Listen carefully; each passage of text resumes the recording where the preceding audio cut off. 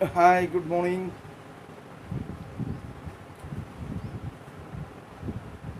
Sinana, in our previous session, we have studied about the estimation of carbon, hydrogen, and nitrogen present in the organic compound. Now, in this class, we learn about the estimation of halogens, sulfur, and phosphorus present in organic compound.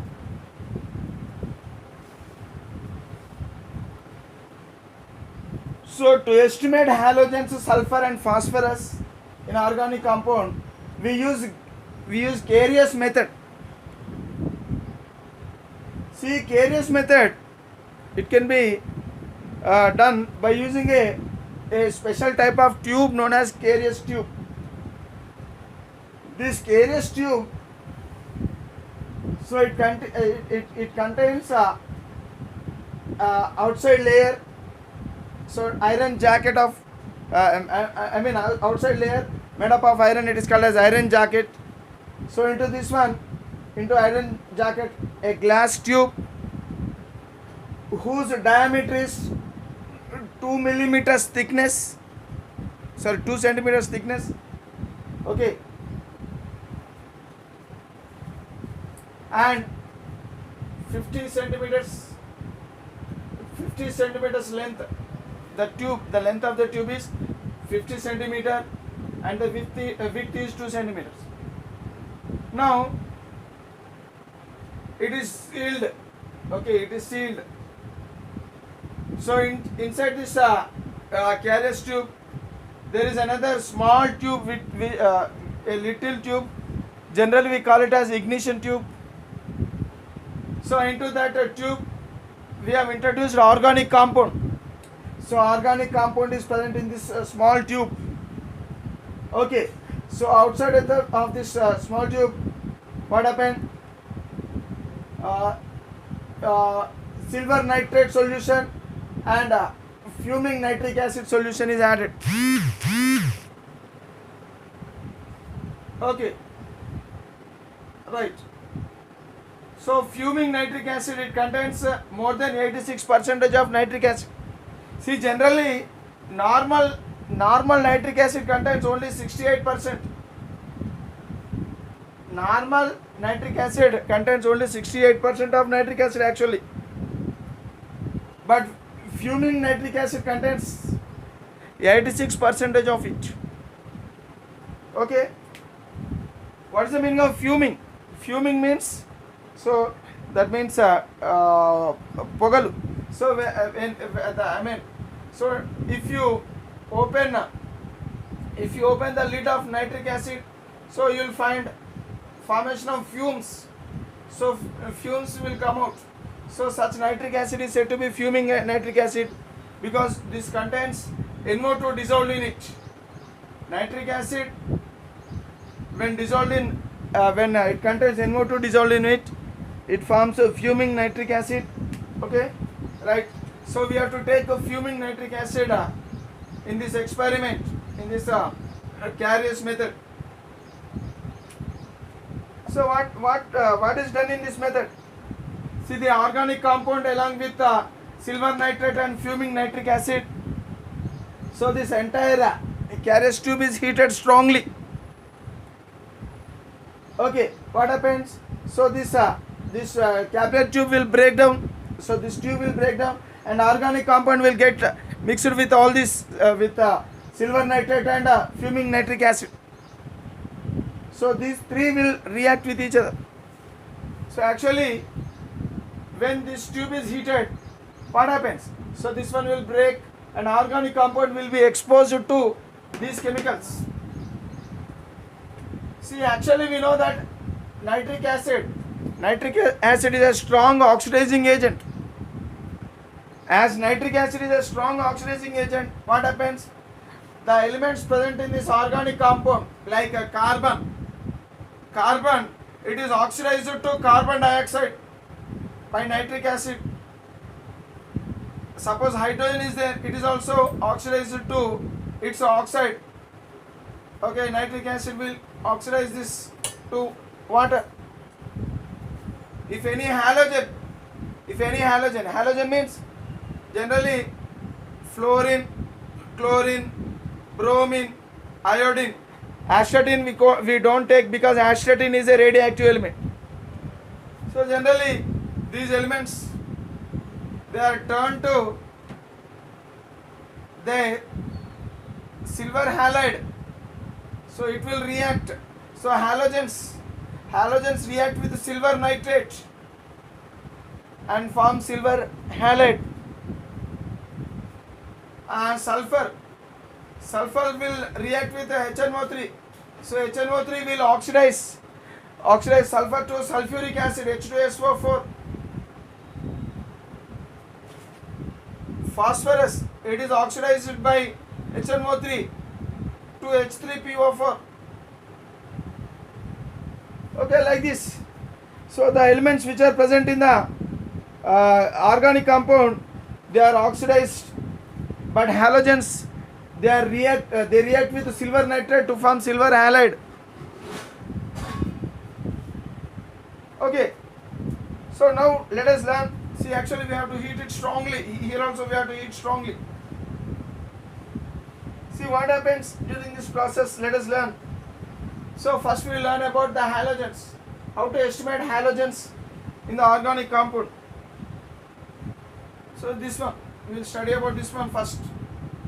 Okay, right. See, actually what happens,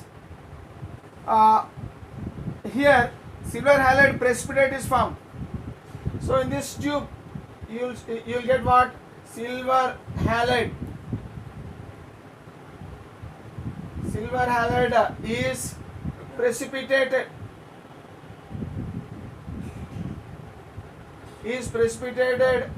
During the when we heat this KRS tube along with these substances. If you heat, what happens? So silver halide is precipitated. Silver halide means it may be silver fluoride, it may be silver chloride, it may be silver bromide, or else it may be silver iodide. But silver fluoride, it is not precipitated because silver fluoride, AgF, is soluble. It is a soluble substance. It is a soluble substance. Okay. So we don't take this one because it does not form. Silver fluoride does not form in this process. So silver fluoride is soluble in this substance. So what happened? It is not precipitated. So we don't study about silver fluoride now.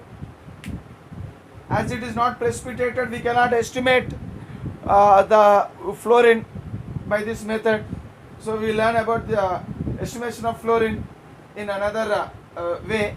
So now these are the substances: silver halides, silver chloride, silver bromide, silver iodide are precipitated.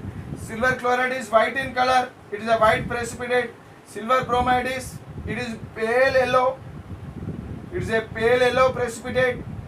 Okay. Silver iodide is a yellow precipitate. So these are the precipitates which are formed in this tube. So depending if chlorine is present in the organic compound, so precipitate is white colored precipitate, silver chloride. If bromine is present in organic compound, it is turned to silver bromide, which is pale yellow. And if iodine is present in organic compound, so it turns into yellow precipitate, silver iodide. So whatever the thing it may be, see, initially precipitate which is formed in this reaction. So precipitate is first filtered. It is first filtered. Okay, that means we have to take out this mixture and we have to filter that because as it is a solid, so easily we can filter. So it is filtered, washed, dried. Which one? The precipitate which is formed is filtered, washed, dried, and finally weighed. So weigh the precipitate. So let let the weight of the precipitate. Precipitate means silver halide. It may be silver chloride or silver bromide or else silver iodide, whatever it may be. So let the weight of the precipitate be W grams. Let the weight of the precipitate be W grams. So from this we can find the percentage of halogen in this compound. See, generally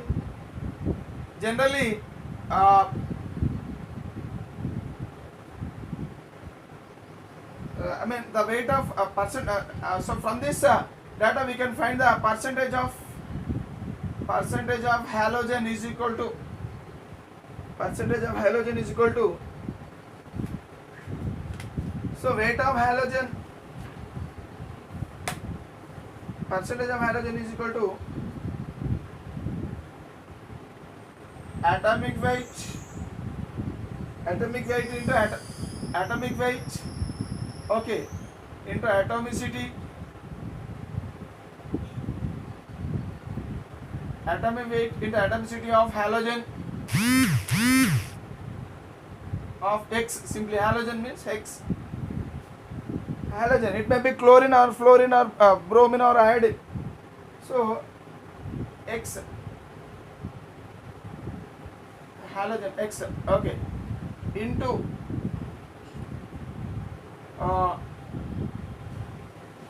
mass of the precipitate formed into W. W means weight of the precipitate. So what is this one? Silver halide. It's a precipitate. Weight of the precipitate. Weight of the precipitate. Here silver halide. Simply I will write weight of the precipitate. Okay, so here W, weight of the precipitate by molecular weight of the precipitate. Molecular weight of precipitate. So what will be the molecular weight of precipitate? Suppose if it is silver chloride, so molecular weight of precipitate will be how much?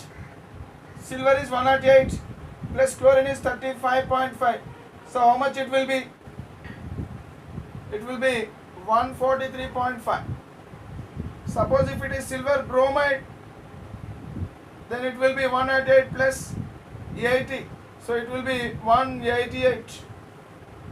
Suppose if it is silver iodide, because precipitate, so only these three will form precipitates with silver. The halogens, only these three halogens will form precipitates with silver.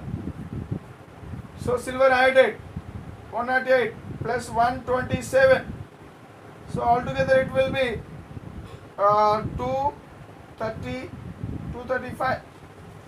So either this one or this one or this one we may use here. So depending upon the type of halogen, suppose if it is chlorine, then we have to use this value here. Suppose if it is bromine, then we have to use this value 188 here. Suppose if it is iodine, if X is iodine, so what is this one? What are these? Silver halides.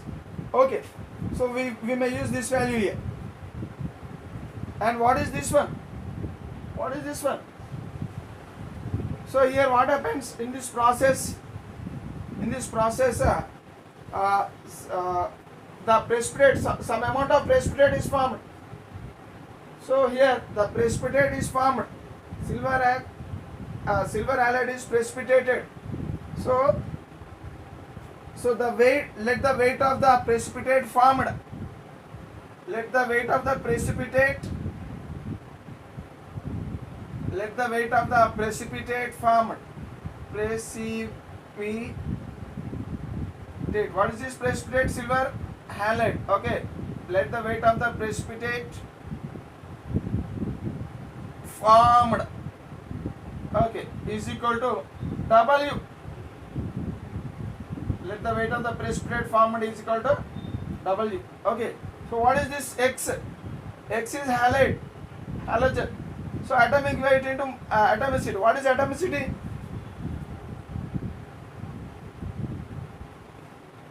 Atomicity means number of atoms. Okay, so number of atoms of halogen, atomic weight of halogen into atomicity of halogen. So what is the atomicity of halogen? In silver chloride there is only one chlorine atom. Therefore atomicity of halogen is equal to 1. In silver bromide also atomicity of halogen is equal to 1. Even in silver iodide also atomicity of halogen is equal to 1. So here how many?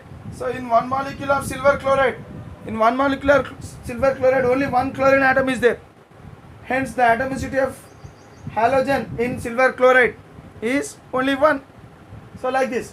So what is atomic mass of silver? See, atomic weight of silver into atomic weight of halogen into atomicity of halogen. Okay, so what is the atomic weight of halogen? See, already we have seen. So chlorine's atomic weight is 35.5, bromine atomic weight is 80, like this. Suppose if it is chlorine, it will be 80 and it will be 1. If it is bromine, if it is chlorine, it is 35.5 into 1. If it is bromine, it is 80 into 1. If it is iodine, it will be 127 into 1. So depending upon which halogen is present and which halide it is formed. Okay, so here molecular weight of the precipitate formed into mass of organic compound taken. Mass of the organic compound taken. So we have taken some amount of organic compound. So known amount. Already we know the mass. Known mass. Already we know the mass of this organic compound. Okay, known mass of organic compound. So known mass. So already mass of organic compound was taken. Already it was known. So into 100. Into 100. So this is the formula.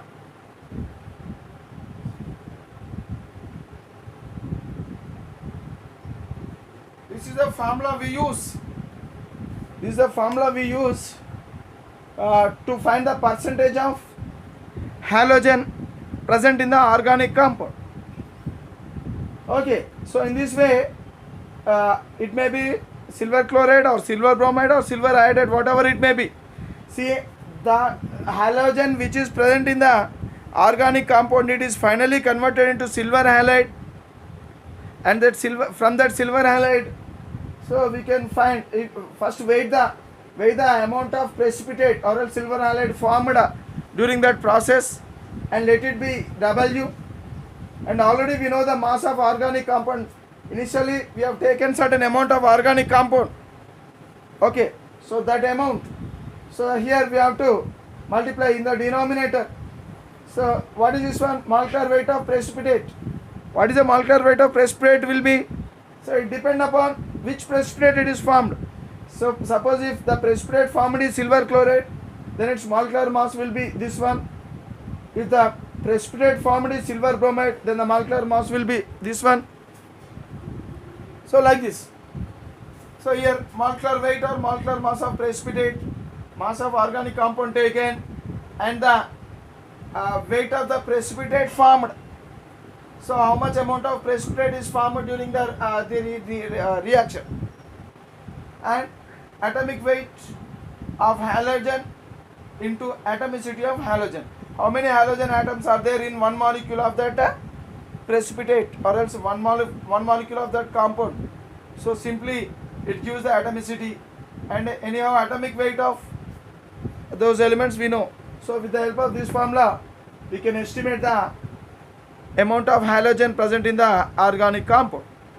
So like this the estimation of halogen will go. Now let us learn the estimation of sulfur. Right.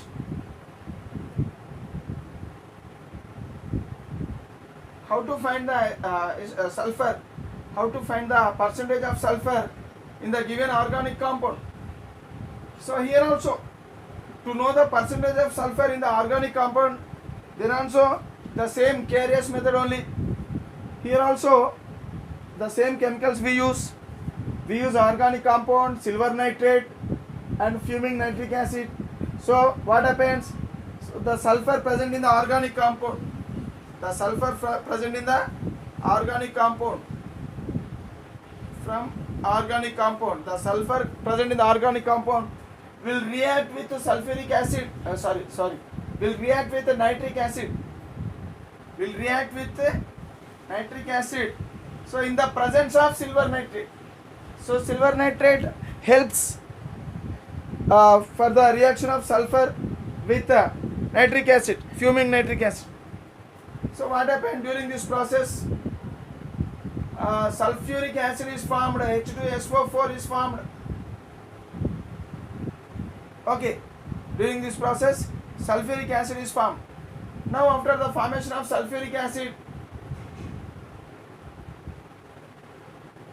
just add to this sulfuric acid, add excess amount of barium chloride.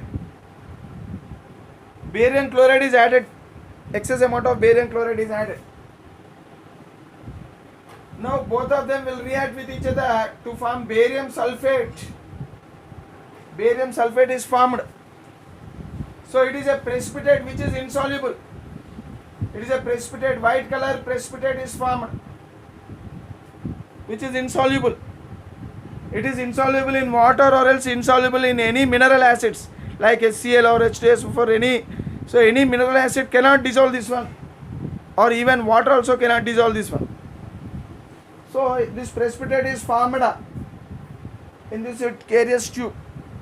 Now this precipitate is taken out. So this PPT, so this is precipitate, white PPT. PPT is taken out.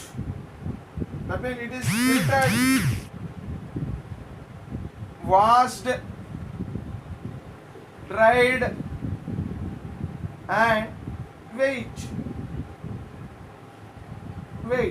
Okay, so now take out the filter, take out the barium sulfate precipitate from this carious tube and filter it, wash it, dry it and finally find the weight of that barium sulfate.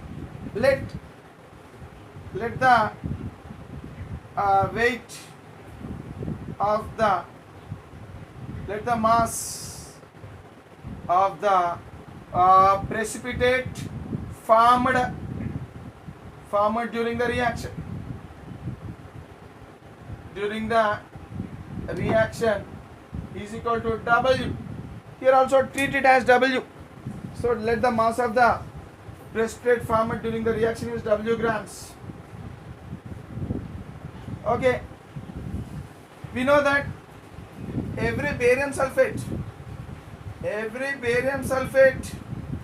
it contains only one sulfur atom. So what is the atomicity of sulfur in barium sulfate? The atomicity of sulfur in barium sulfate is only 1, because there is only one sulfur atom in the barium sulfate, this compound. In barium sulfate,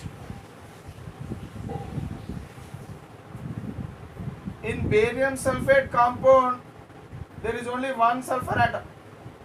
Okay, right. Already we know the mass of the organic compound, and now we know the weight of the precipitate which is formed during the reaction. Okay, and we also know the mass. What is the molecular mass of molecular weight of barium sulfate? So we can calculate, because barium is 137, its mass is 137, plus sulfur is 32, plus 4 oxygens are there, so it is 64. Okay, so in this way we can calculate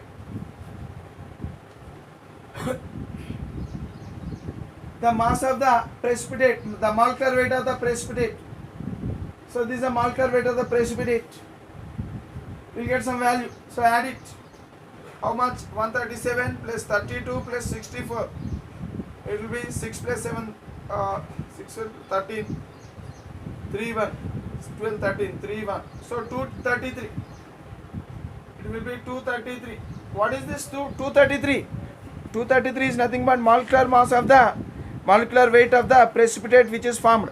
The compound which is formed is barium sulfate and its molecular weight is 233. Okay. So with this data we can find the percentage of sulfur present in the compound. So the percentage of sulfur present in the compound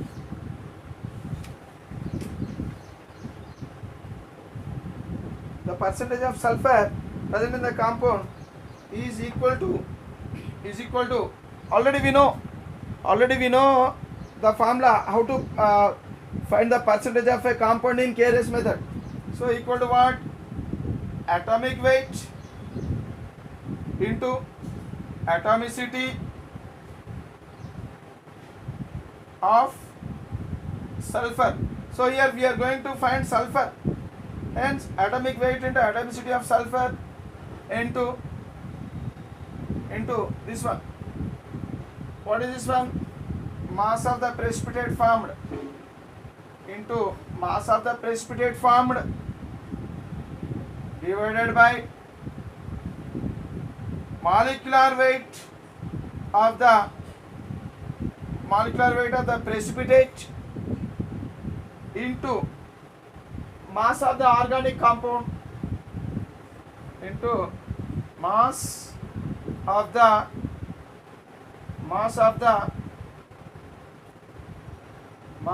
organic compound taken for the reaction, mass of the organic compound taken into 100.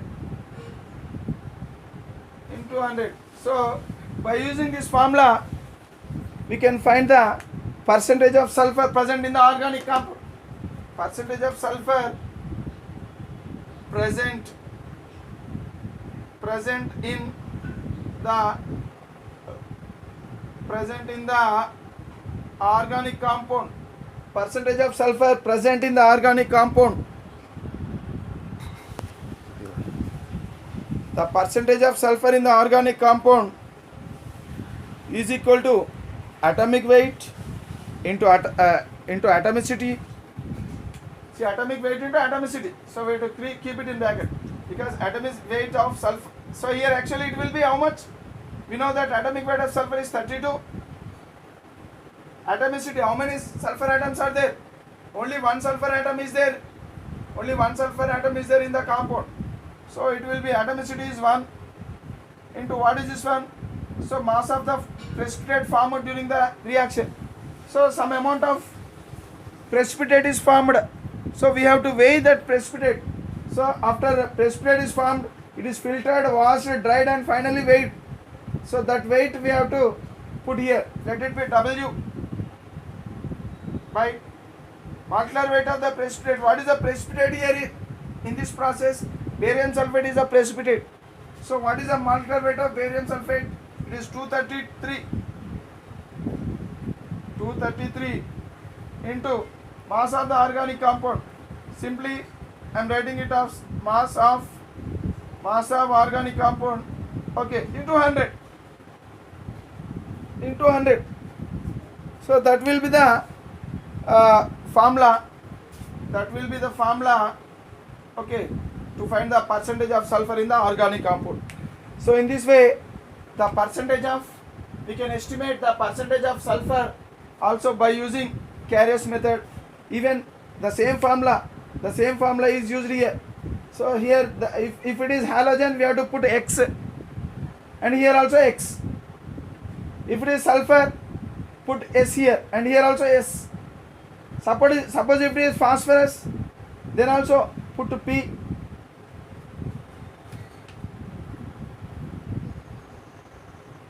Okay, put P here. If it is for phosphorus, put P here and here also P.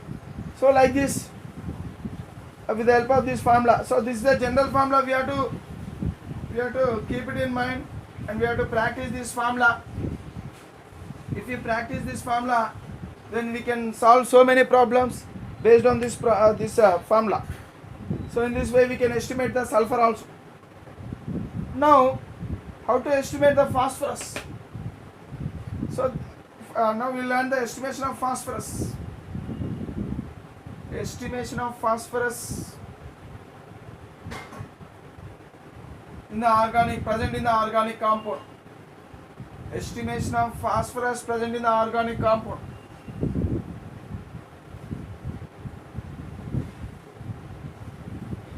See, actually, for the estimation of phosphorus also the same thing, the same method.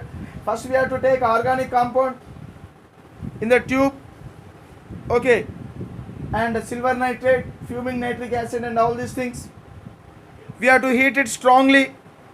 We have to heat this apparatus strongly. What happens? So this small tube will break down and organic compound will mix with this nitric acid. Now what happened? The organic compound, the phosphorus present in the organic compound. So this reaction takes place.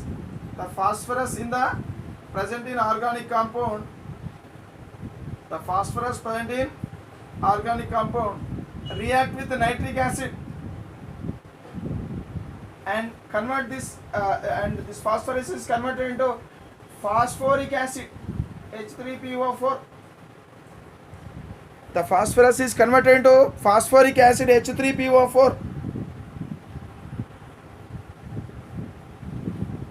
Okay, now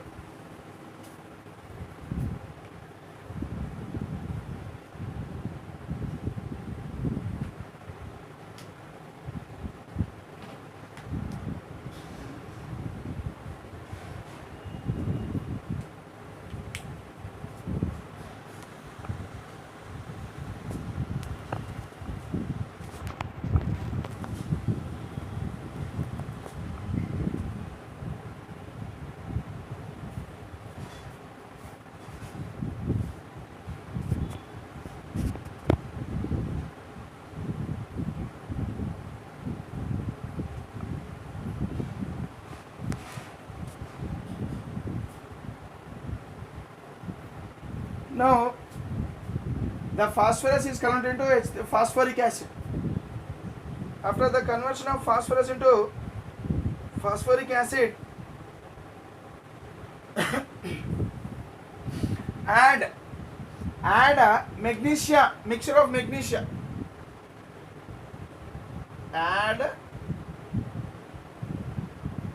mixture of magnesia to phosphoric acid, H3PO4.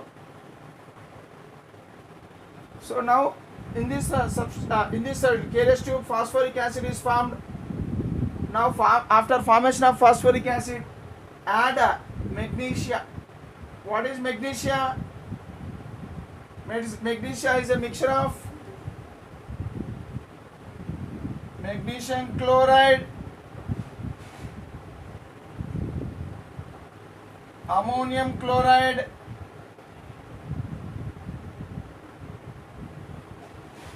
and ammonium hydroxide. So this mixture, so add a mixture of magnesia to H3PO4, that means this mixture.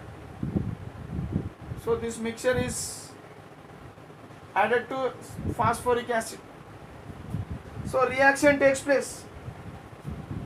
That means, so magnesia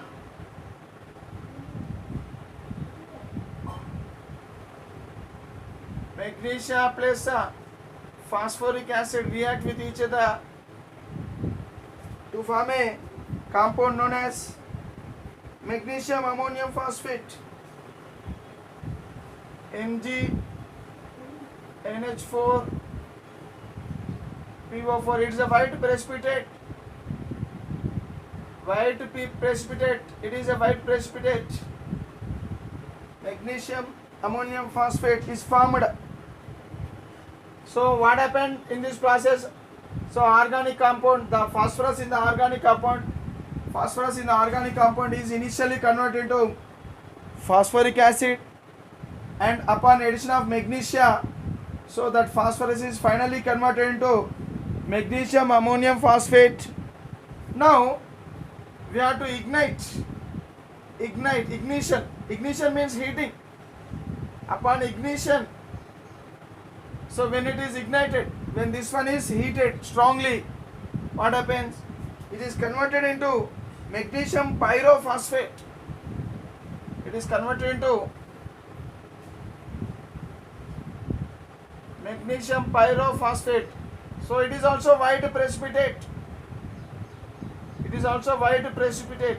So finally this one is considered.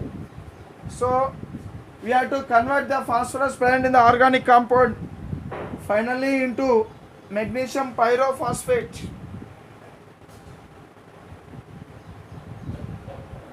Magnesium pyrophosphate. Okay. So like this, magnesium pyrophosphate, a white precipitate is formed in the Carius tube. Now, so this is the white precipitate. Now what we have to do? We have to filter.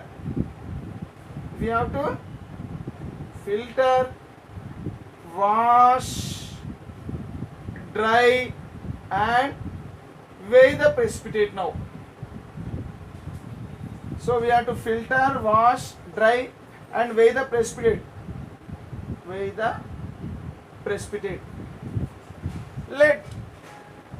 Let the mass of the precipitate or else weight of the mass or weight of the precipitate formed during this reaction. During the reaction is W grams. Let it be W grams. Okay. Let the mass of the precipitate formed during the reaction is equal to W grams. Now we can use the same formula which is used for estimation of halogens, estimation of sulfur, here also to know the percentage of phosphorus present in the organic compound. Okay, so I am writing that formula once again. So all this process is done. Finally we will get a white precipitate of magnesium pyrophosphate.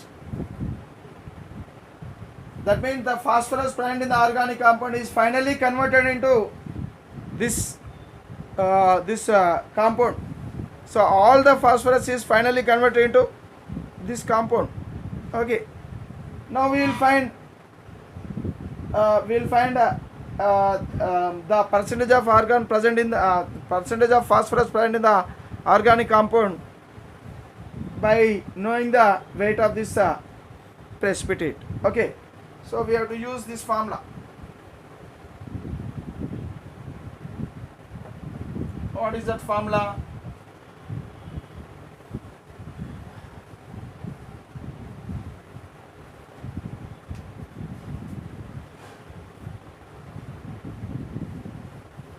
Percentage of phosphorus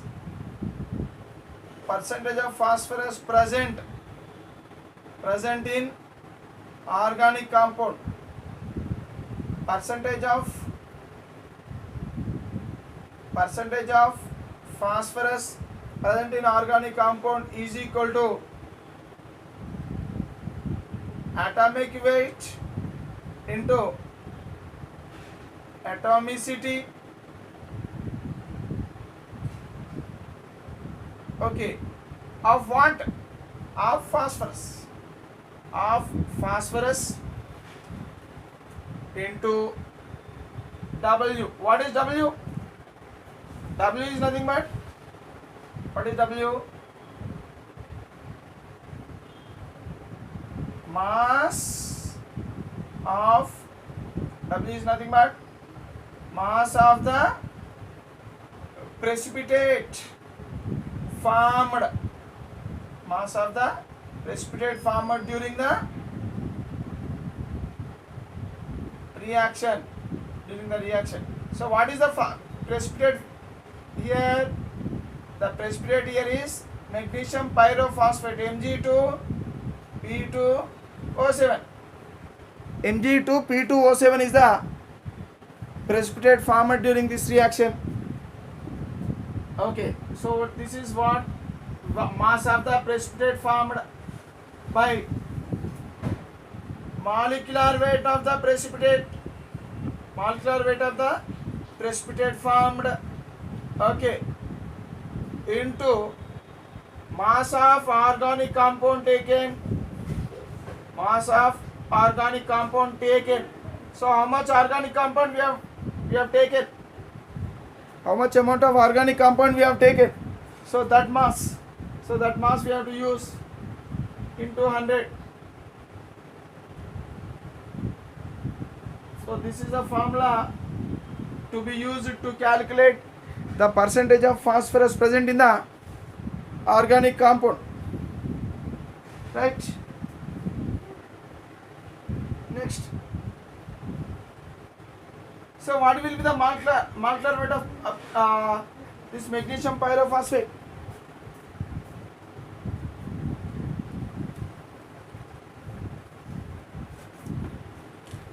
So what will be the molecular weight of magnesium pyrophosphate? Already we know.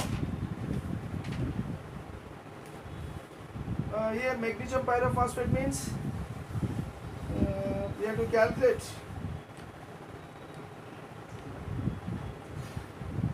So magnesium, 2 magnesium atoms, 2 phosphorus atoms, 7 oxygen atoms.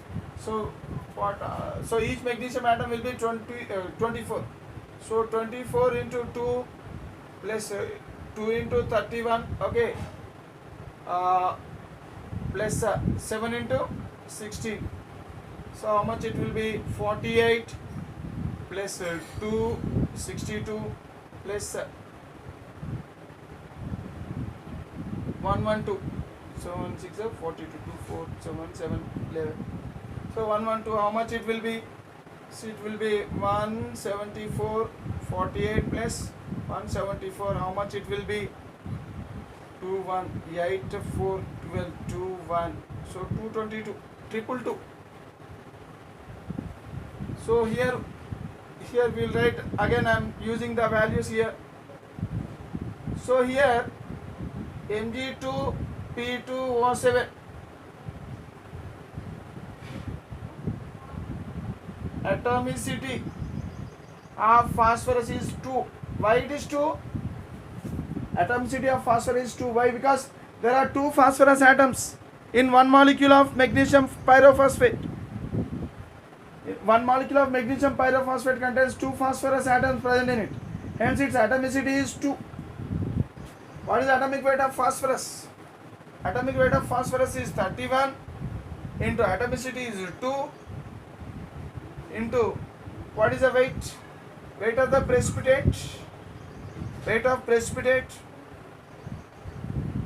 by molecular weight of precipitate. How much it is? 222 into mass of organic compound taken. Mass of organic compound taken. Okay. Into 100. So we'll give the percentage of phosphorus in the organic compound. Percentage of phosphorus in the organic compound can be calculated like this. Right. There is another method also to find the percentage of phosphorus in organic compound. We will learn that method now. Okay. Right. So here magnesium pyrophosphate is the precipitate which is final precipitate which is formed during this reaction, and the molecular weight of pyrophosphate and the amount of pyrophosphate formed during the reaction and molecular weight of pyrophosphate. So this is the atomic weight of phosphorus, atomicity of phosphorus in pyrophosphate into mass of organic compound like this. So in this way the percentage of phosphorus in the organic compound can be calculated. Okay. right? Another method is also can be used. See here, in the first method, there are two methods actually. After formation of this phosphorus, when reacted with nitric acid, it is forming phosphoric acid. So from phosphoric acid, this phosphoric acid is used for the estimation of phosphorus by two methods. See, first method already we have seen. First method,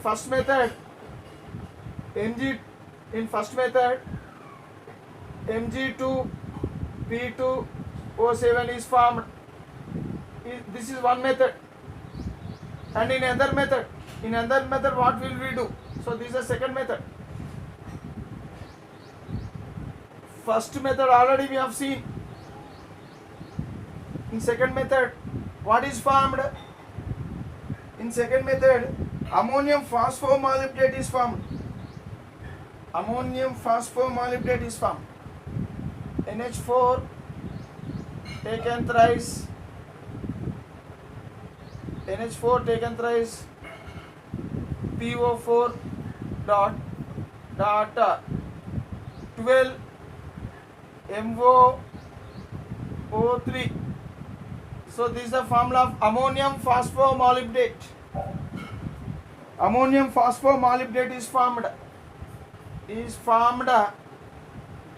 in the second methods.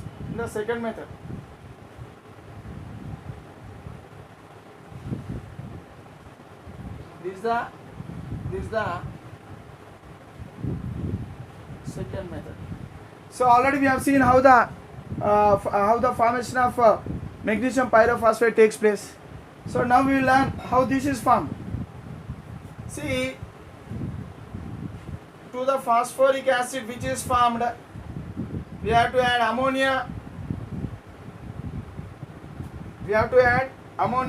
And ammonium molybdate.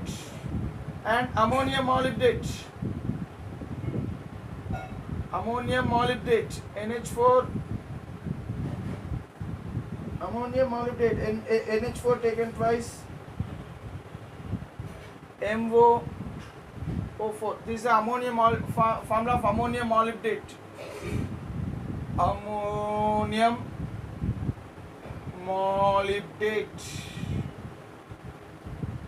Okay. Now, so to the phosphoric acid is formed in this reaction with nitric acid and organic compound. So phosphoric acid is formed. The phosphorus present in the organic compound is finally converted into phosphoric acid. And after the formation of phosphoric acid, so we may apply this method or this method. We may use either of the methods. So already we have studied about first method. Now we are learning about the second method. So in the second method, so we have to add these two substances. In the first method, what did we add? In the first method, we have added magnesium mixture. But in the second method, we are adding which one? Ammonia and ammonium molybdate to phosphoric acid. In the first method, we have added magnesium mixture to the phosphoric acid. But in the second method, we have to add ammonia and ammonium molybdate. These two we have to add to phosphoric acid. Now heat it. Upon heating strongly, what happens? You will get a yellow precipitate. You will get what? A yellow precipitate of ammonium phosphomolybdate. A yellow precipitate of ammonium phosphomolybdate is formed. It is a yellow precipitate. Yellow PPT is formed. Right. So what happens after the formation of yellow precipitate in this one? Take out. That means this yellow precipitate is filtered, washed in the same way. Filtered, washed dry it and wait and wait and wait. Let the mass of the PPT formed is W grams. Let the mass of the precipitate formed is W grams here also. So with the help of the mass of the precipitate, and what is the atomicity of phosphorus here? So in this precipitate you will find only one phosphorus atom. In this entire molecule you will find only one phosphorus atom. So what is the atomicity of phosphorus here? Phosphorus in this precipitate is equal to 1A. It is only 1. Right. So with the help of this data we can apply this one. Same here also. So atomic weight here 31. What's the atomic weight of phosphorus? 31. Into here it will be 1. In the previous case we used atomicity 2 because in magnesium pyrophosphate there are 2 phosphorus atoms in one molecule of the compound. But here in this compound, in the second method, there is only one phosphorus atom. Hence atomicity will become 1. But here the atomicity is 2. Right? So again the weight of the precipitate obtained is W. The molecular weight of the precipitate formed. So now find the molecular weight of this one. So the molecular weight of phosphorus, this one, ammonium phosphate, it will be around, so molecular weight will be, so molecular weight of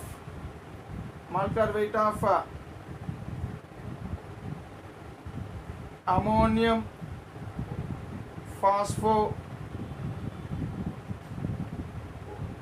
molybdate is equal to, it is very large, it is a heavy, it has heavy mass.